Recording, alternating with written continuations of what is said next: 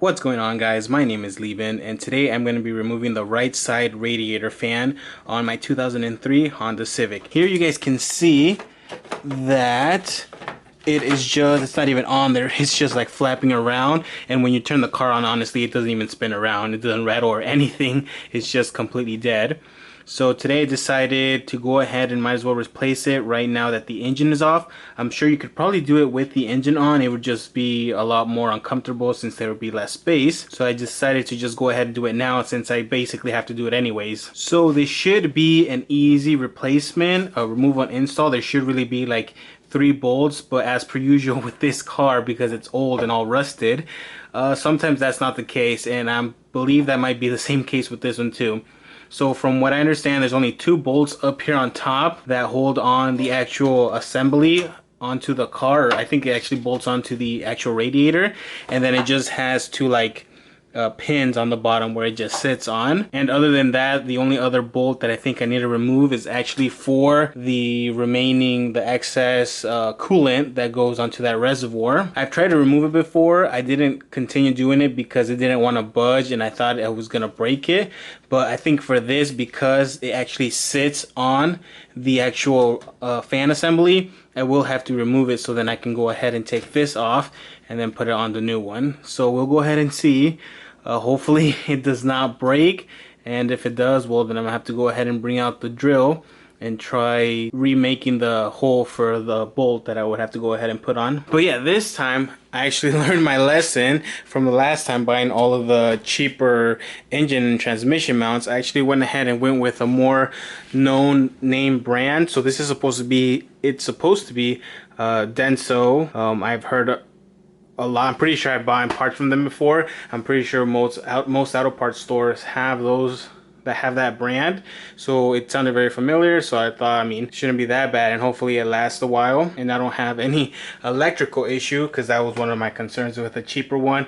A lot of times the wiring isn't the best. But here you can see both of the bolts, or both of the holes for the bolts that would go ahead and hold it on. Like I said, there's only 2 of them there. And here you can see that is where the reservoir for the coolant actually goes in and is held on. And then there is the other pins right here that where it just basically goes seated on. So yeah, this should be a pretty simple install. So I'll go ahead and get started. Kind of need to figure out what size the bolts are first. So taking a closer look here, we'll go ahead and see where the bolts are actually located on this side first. So take this out of the way.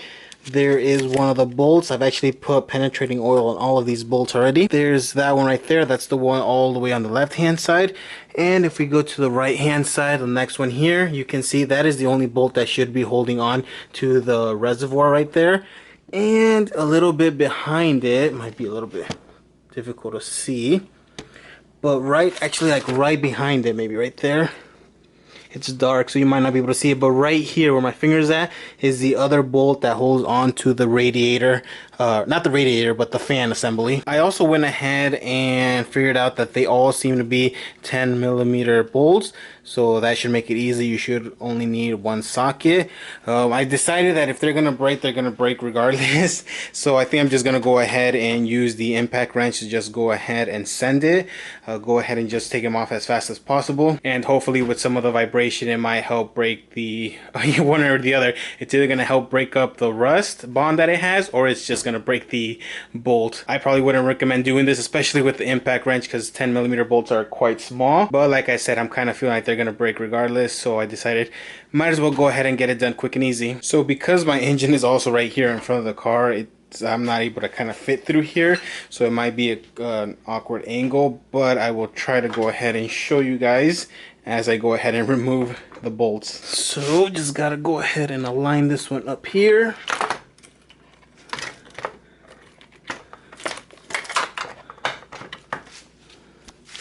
Seems to have got the bolts, so now we just go ahead and see if it takes it off. Alright, and surprisingly the first one we have out, and I have to double check there, and it is not broken, so that is a good thing. Make sure to put this in a spot where I'm not going to lose it. Alright, and now I'll go ahead and continue on to the next one, which is going to be the one for the reservoir. And I hope you guys can see that, but that does look pretty rusted. I guess we'll go ahead and find out here. And yep, just as I thought, it went ahead and broke. But on the bright side, now that I can go ahead and take the reservoir off, it should actually make it pretty simple to go ahead and use my drill and just drill that hole out. I'm actually going to go ahead and see if I can take it off now. Oh, yep, so it removes quite easily. There you can see that is the tab that sits onto the fan assembly right here. So you just pop that out from right there after you've taken that bolt off, and hopefully yours hasn't broken. And then these tabs, I should be able to just pop them out so that I can move it more out of the way. Yep, there we go. So just set this off to the side here. And there you can see where it's broken. And actually what I am realizing right now is I'm not even going to waste time with that, because this one is actually connected to the old fan assembly, which is awesome now that I'm thinking about it. So yeah, I'm not even going to waste time. This is going to come out anyways. So as long as now this one, the last remaining bolt, hopefully doesn't break, then I should just be able to take this assembly off. Just the only thing I'm going to have to do is find a new bolt that fits onto the new fan assembly, and then I can just go ahead and plop this back in. And like I said, with any luck, this one will not break because the other one on the left hand side didn't break. Alright, so actually something that I didn't expect to happen happened, and that is the actual little square thread that it has on the other side. Let's see here, let me use this light that I have here. So that little square is actually spinning, so I'm gonna have to go ahead and get some pliers or something to hopefully hold it in space, or maybe even a flathead, so that it doesn't spin. But it actually did seem as though the bolt started to come out, but then it just probably got stuck again because of that rust, and then it started spinning. So yeah, I'm just gonna have to go ahead and put you guys down here, because I'm gonna need both hands so I can hold the little square piece in place while I go ahead and wrench the other side out. Alright, so as you guys can tell, in my attempt to try to take that little square piece off and unscrew the bolt, well, the little stem right here of the radiator broke. I'm hoping it didn't break in a spot where it's gonna cause a leak. I mean, I don't think it would. It didn't fully break, the little piece is still on here, but you can definitely see right there where it broke. I mean, on the bright side, I can go ahead and take the fan out now, but I guess I won't really know if the radiator leaks until I actually turn the car on. But anyways, now that that's off, I also did forget to mention, I had done this previously, but there is one connector right here that you have to disconnect. That's the only one that there is. But now I should just move this a little bit out of the way, and the fan assembly should come out.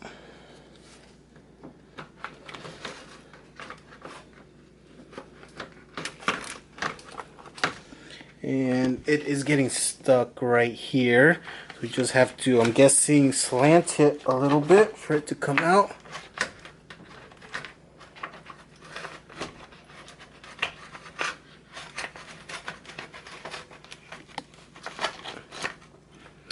And there we have it. Let's see here. And the fan just completely fell off. Feels like it's stuck on something else. There might be another hose that I'm missing. Oh, never mind. It was just stuck on something. Here we have the old fan that's now in two separate pieces. Just go ahead and toss that off to the side. Actually, I will need to go ahead and still take that off so I can go ahead and use that same little piece right there, so that I can go ahead and bolt the new fan assembly in. Alright, so of course, now that I've gone ahead and broken the radiator and now have good space here and leverage, now it easily comes off. So I went ahead and just used these plumber pliers and went ahead and grabbed it from the back right here from the square part, and then I'll just go ahead and use the impact wrench again, and it started coming out really super easily. You see, and just like that, it didn't even break or anything. But of course, because it's an old Honda, it didn't make it easy on me while it was on inside of the car. But yeah, so now that I have the bolts back, I can go ahead and start installing the new one. So now if we look at the radiator here, we'll go ahead and see the two holes where the guide pins go. So you have one right there, and the other one's right over there. So you just go ahead and probably set it on the pins first, and then you can go ahead and align it up top here with the bolts.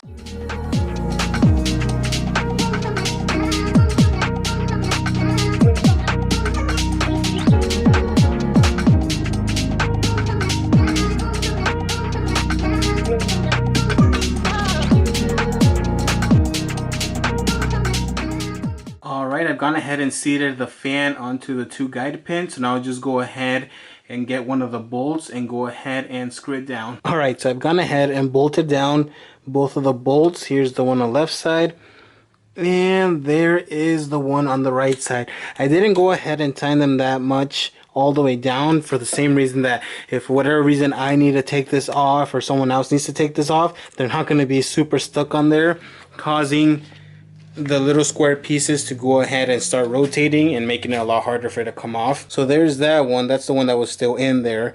I didn't have any problems with that one. And then the one I did have problems with is right here. I'll probably go ahead and put some little dabs of like glue or something along the bottom right there where it started to separate. Hopefully that helps it be a little bit more sturdier. That one I didn't really go ahead and tighten all that much for the same reason that I didn't want it to be a hassle if I needed to take this off again. Now that the fan is placed where it needs to be, now I'm just going to go ahead and grab the reservoir, and now I can go ahead and put it back onto the position where it was at down there. And I also need to go ahead and actually put the line or the hose back where it was. Probably going to need both hands for that. Yeah, I'm definitely... Oh my gosh, there was still water in there. Nice. So because I had drained off the engine, I drained the coolant off of the engine when I took it off. I really didn't think this was going to have anything, but clearly it still had a lot of coolant left inside. But yeah, let me go ahead and put the camera down so I can go ahead and put the reservoir back on without spilling any more coolant. Alright, so now the reservoir has been placed where it needs to be on the fan. And I've gone ahead and put the hose back where it needs to be as well. I went ahead and found another bolt that fit on the hole on the fan for the reservoir. So now it is sturdy on there. And then basically the last step now would just be, assuming that you have the engine in the car, the last step would just be to clip this down. There we go, that was the clip right there. Go ahead and double check. Yep, that's sturdy as well. And basically that is it. That is how you go ahead and install a fan assembly on a 2003 Honda Civic. But man, I would say honestly, if you have good luck to you if you have an old car like this one, because honestly anything that I do to this car, it's just one problem after another. It can't be just a simple replace and install, which is quite funny considering this is the same age as my 350Z, but I'm guessing that one doesn't seem to have that much rust problems. I'm guessing it might have not been kept in like the rust belt or here in the northern states for all of its life, I'm assuming, because I have had a few bolts break, but I mean it's nothing compared to this car. So if any of you guys have an older car and you guys are working on it, well, good luck to you guys, because yeah, this car, like I'm saying, because of its old age and all the rust, it has been quite a bit of a headache when it comes to just even doing simple things like this. Should have taken me less than an hour, but because I've been dealing with all of these issues coming up, it's taken me a bit longer. But hopefully you guys were able to see and maybe learn a little bit if you guys were trying to go ahead and replace the fan. It's not that difficult of a job. Hopefully if you guys have to do it, your car isn't as rusted and you won't run into all the same problems that I did. But yeah guys, that's going to be it for this video. If you guys liked it, please go ahead, like, comment, and subscribe, and I will see you guys in the next one. Repeat after me. Hakuna Matata.